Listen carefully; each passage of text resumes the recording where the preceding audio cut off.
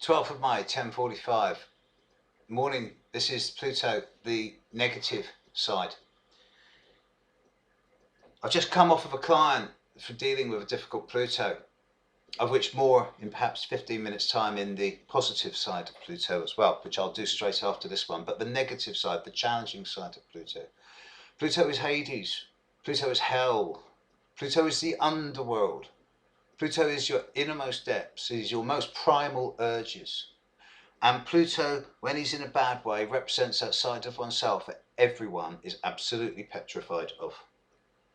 Pluto represents one's capacity for compulsive and obsessive behaviour, where you get your hooks into someone or someone gets their hooks into you, where you find yourself doing things even though you know it's wrong, even though you know it's not going to work, and yet you still do it. It's where you can become obsessively involved with a project to the exclusion of all other, and you find yourself denying yourself, becoming ill because of obsession or compulsion. Pluto rules intensity and extremism. People with powerful Plutos in the chart are often burnouts, as in they burn other people out with their intensity and extremism. They can often find themselves quite solitary because no one else can keep up with them. And Pluto in a challenging position is often symbolized by periods or even cycles of crises and trauma.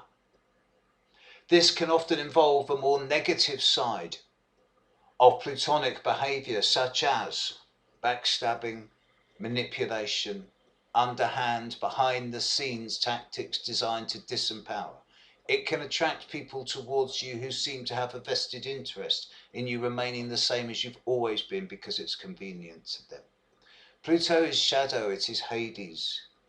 It has a similarity, it has a relationship with Chiron. But Pluto in challenging aspect, it either makes for a master criminal or for someone who's seriously psychologically disturbed, possibly violent even, towards themselves if not others. And yet at the same time, Pluto in challenging aspect forces over the course of one's life the individual to look at themselves in a way that is yes, no, black, white, and makes them aware of the nature of power. How they choose to allow that power to flow through them, whether they do it through aggression and violence and coercion and manipulation, or whether they become self-empowered and work on themselves to sharpen and become more effective and efficient. The nature of power. I say to people with difficult Pluto, there is a tremendous amount of power around you, and if you do not consciously use it, then it will use you.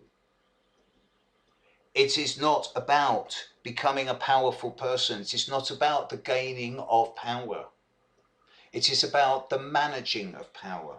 Power will flow through you. You are the conduit, not the owner. And people with difficult Pluto positions inevitably do go through experiences in life where they have to have painful re-evaluations about the real nature of power, when they find that things or people that they thought they wanted or owned or possessed suddenly are not there anymore. The nature of any difficult aspect from Pluto is about the acceptance of the cycles of death and rebirth. That every ending is followed by a new beginning. That every crisis and trauma is followed by a period of rebirth and elation. And it is the need to recognize this and not to allow oneself to become consumed, not to become absorbed, and not to allow yourself to consume and absorb others, or to allow others to consume and absorb you. Pluto can be very insidious, very manipulative. And the thing is, Pluto represents the and the subconscious. You can't think about it. You can only know it. There you go. There's your dark side of Pluto. We've all got it. And those who say they haven't, you're lying. Now I'm going to go and do the good side as a quick cure-all for this one.